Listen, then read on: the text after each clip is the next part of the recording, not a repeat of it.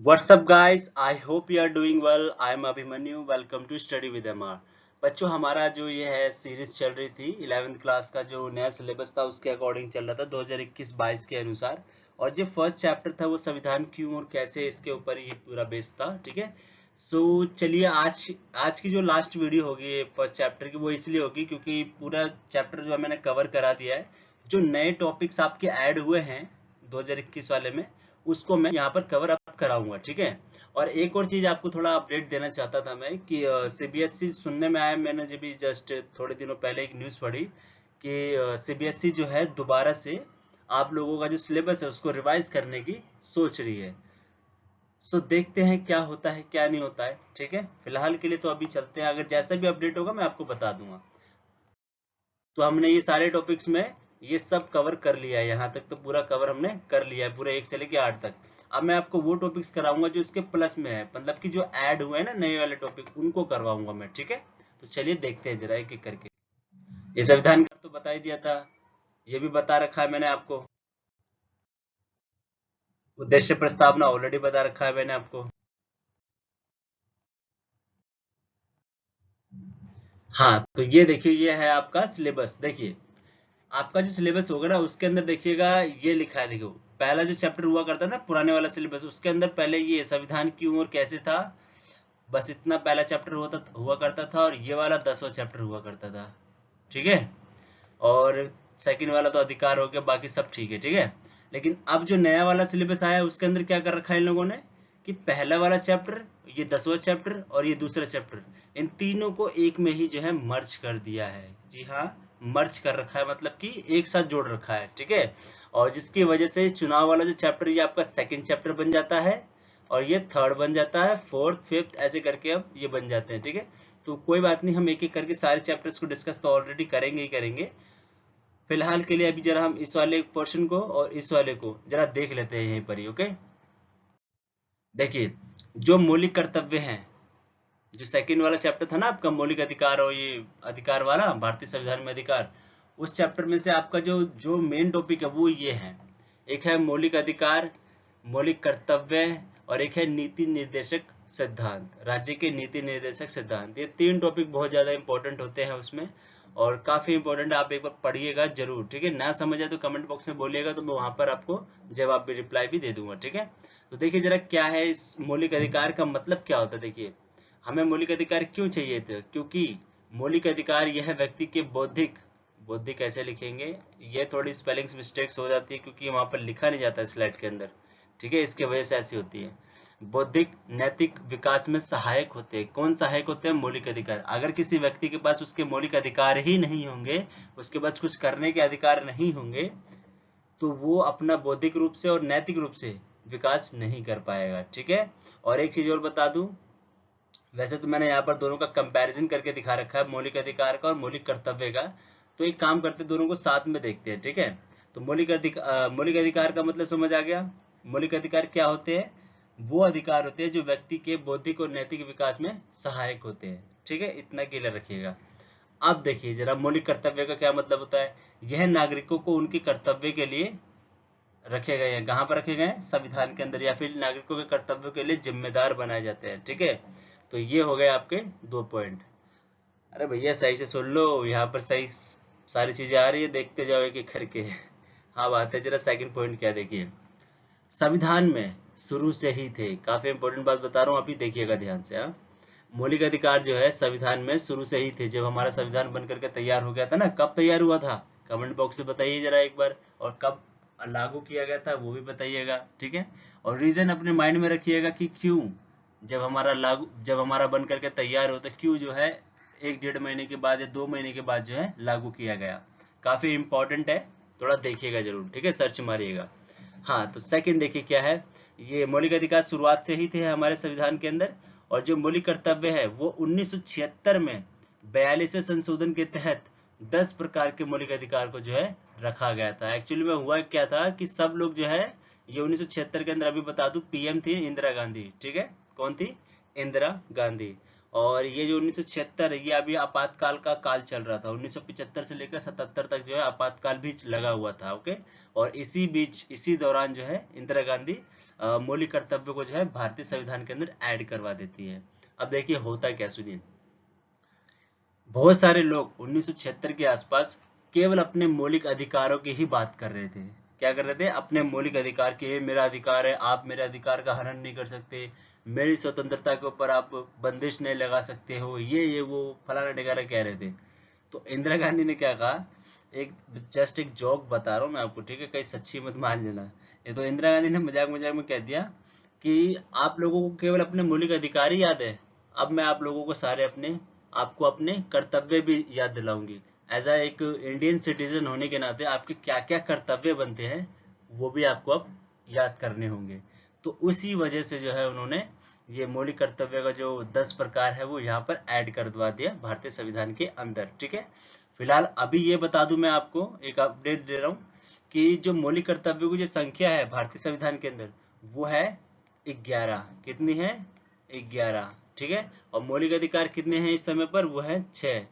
तो जो मौलिक अधिकार ये पहले 7 हुआ करते थे, ठीक है जी, और ये मौलिक कर्तव्य जो है पहले 10 हुआ करते थे। तो पहले यहाँ मौलिक कर्तव्य क्लियर कर देता हूँ, उसके बाद आते हैं। देखिए मौलिक कर्तव्य जो है 10 प्रकार के मतलब ऐड किए गए, कब किए गए? 1946 में 42वें नंबर का संशोधन था या फिर सुधार करके इन 10 मौलिक कर्तव्यों को संविधान के अंदर शामिल किया गया था। ओके, अब देखिए जो 11वां मौलिक कर्तव्य है, क्योंकि मैंने तो अभी क्या बताया कि प्रेजेंट टाइम में 11 मौलिक कर्तव्य है, तो जो 11वां मौलिक कर्तव्य है ना वो 2002 में 86वें नंबर का संशोधन करके उसको ऐड किया गया था। अब मेरा क्वेश्चन आपसे ये है कि 11वें नंबर का जो मौलिक कर्तव्य है ना वो जरा बताइए कि वो क्या, कौन सा मौलिक कर्तव्य है। देखिए मैं आप लोगों से इतने सवाल इसलिए पूछता हूँ कि अगर आप सर्च जा करके करेंगे ना तो उससे आप ही की ही नॉलेज बढ़ेगी। ठीक है, आप एक बार करके देखिए, मजा आएगा आप लोग को। ठीक है, बेशक आप कमेंट करेंगे तो मुझे पता चलेगा कि हाँ हमारे विद्यार्थी लोग पढ़ रहे हैं, अच्छा लगेगा मुझे भी। लेकिन अगर आप नहीं कमेंट करना चाहते तो मत करिए, कोई बात नहीं, बट सर्च जरूर कीजिएगा। ठीक है, इससे आप ही लोगों का रिवीजन होगा। Revision is the success of की। ठीक है, अगला देखिए 6 प्रकार के मौलिक अधिकार होते हैं और ये पहले जो है 7 हुआ करते थे, ऑलरेडी मैंने आपको बता दिया। और हाँ, मौलिक अधिकार में मौलिक अनुच्छेद नंबर 19, 21, 23, 24, 32 ये काफी इंपॉर्टेंट अनुच्छेद है, इनको खासा इन लोगों को ध्यान दीजिएगा। ओके, तो अभी के लिए तो फिलहाल चलता हूं मैं आगे। देखिए मौलिक अधिकार मौलिक कर्तव्य का टॉपिक खत्म हो चुका है। अब आते हैं हम संवैधानिक संशोधन के बारे में। ठीक है, देखिए संवैधानिक जो संशोधन है ये भारतीय संविधान के अनुच्छेद नंबर 368 में रखे गए हैं। किस में रखे गए? 368 में। और हाँ ये भी बता दूं मौलिक अधिकार जो है वो अनुच्छेद नंबर 14 से लेकर के, ठीक है, अनुच्छेद नंबर 14 से लेकर के 32 तक रखे गए हैं। ओके, और जो ये है मौलिक कर्तव्य ये अनुच्छेद नंबर 51 क में रखा गया है। किस में रखा गया है? क बोल लो या फिर ए बोल लो। ओके, अब एक चीज और बताता हूँ मैं आपको, काफी इंटरेस्टिंग फैक्ट है। देखिए जिस भी अनुच्छेद के आगे ये ए बी सी डी या फिर क ख ग कुछ भी लिखा गया हो तो तुरंत समझ जाना कि ये जो संशोधन है, सॉरी ये जो अनुच्छेद है इसको संशोधन करके ऐड किया गया है उसके अंदर कुछ ना कुछ। ठीक है, फॉर एग्जाम्पल यहाँ देखिए मौलिक अधिकार क्या है? 14 से लेकर 32 तक है, इनके आगे कोई क ख ग या फिर एबीसीडी नहीं लगा है। इट मीन्स क्या हुआ ये कि जब हमारा संविधान बना था ये तो उसी समय से जो है ये था।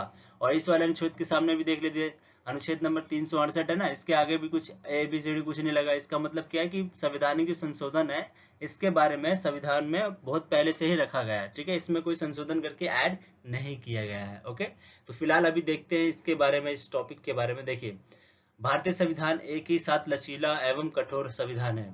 याद करिए जब भारतीय संविधान की विशेषता में पढ़ा रहा था तो उस टाइम पर एक पॉइंट आया था, शुरुआत का ही पॉइंट था मेरे ख्याल से, उसमें लिखा हुआ था भारतीय संविधान लचीला और कठोर है ना।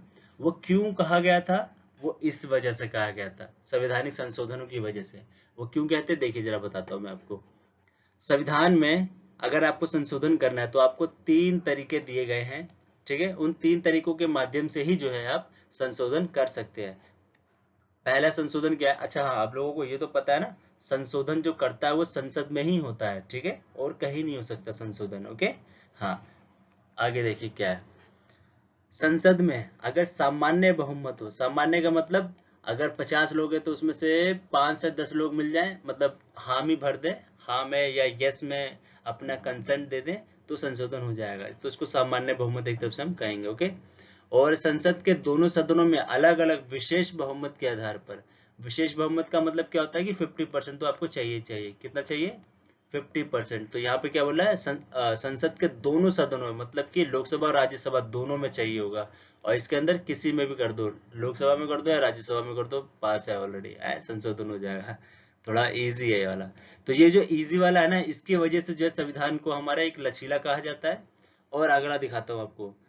जो तीसरा तरीका है संशोधन करने का, वो ये है, संसद के दोनों सदनों में अलग अलग विशेष बहुमत चाहिए, मतलब कि दूसरे वाला पैटर्न तो चाहिए चाहिए, प्लस में एक और चीज है कि कुल राज्यों की कम से कम आधी विधानसभाओं की स्वीकृति चाहिए।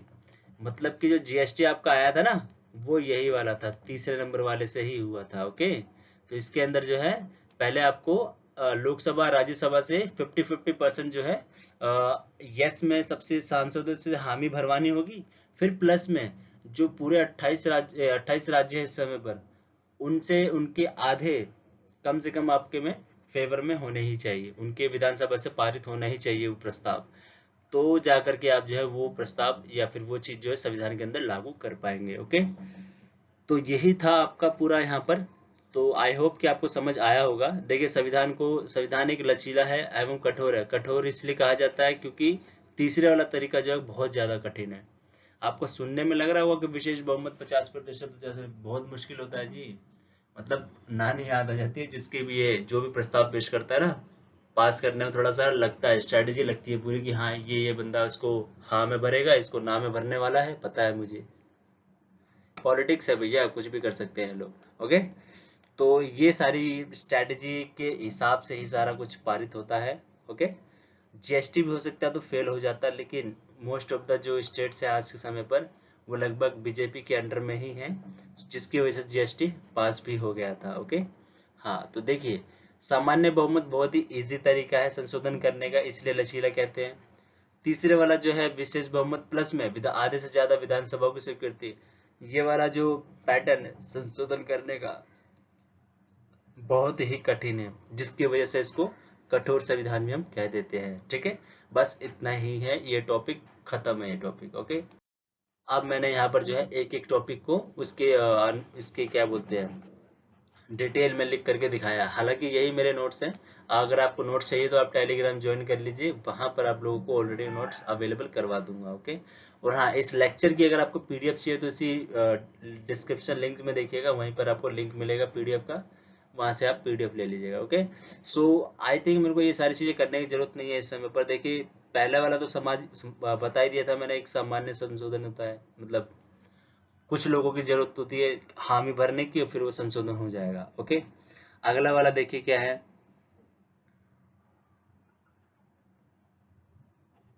जरा 2/3 चाहिए होगा, यार 2/3 बहुमत चाहिए होगा किसका, अगर आपको विशेष बहुमत वाले के आधार पर जाना है तो। ठीक है, तो यहाँ पर एग्जाम्पल भी दे रखे हैं मैंने, आप पढ़ के देख लीजिएगा, आपको समझ आ जाएगा। ओके, अगला देखते हैं, ये तीसरा तरीका है ये।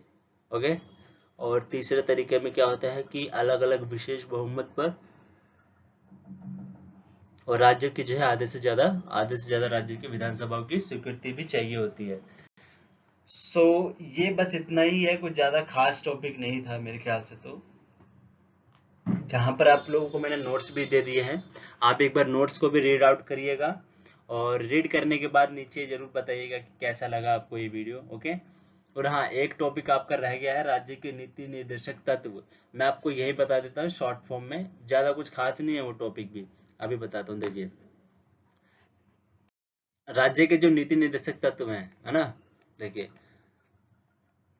मौलिक अधिकार किसके लिए होते हैं, भारत के नागरिकों के लिए। ओके, और जो राज्य के नीति निर्देशक तत्व हैं वो होते हैं राज्यों के कर्तव्यों के लिए। जहां पर जो राज्य वर्ड यूज किया जा रहा है पूरे देश के लिए किया जा रहा है। मतलब क्या, जब हमारा संविधान बनाया जा रहा था तो उस टाइम पर यह कहा गया कि भारत के अंदर सरकार को भी, मतलब सेंट्रल गवर्नमेंट हो या स्टेट गवर्नमेंट हो, सरकार को भी कुछ ऐसे कर्तव्यों का पालन करना चाहिए जो कि उसके नैतिक कर्तव्य होते हैं।